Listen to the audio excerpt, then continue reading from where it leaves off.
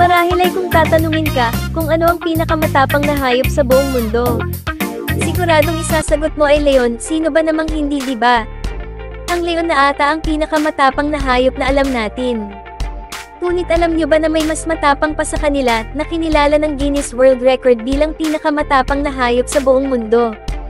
Kilalanin, ang honey badger, sa kabila ng kanilang sukat na 3 feet at may timbang na 25 to 30 pounds ay wala silang inaatrasan kahit pa leon at hyenas.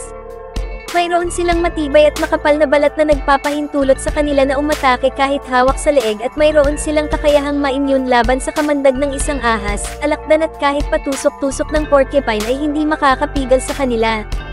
Sila ay mga omnivores at nakuha nila ang kanilang pangalan dahil sa pagkain nila ng honey at honeybee larvae at kilala rin sila na kumakain ng ahas at maliliit na mga mammals.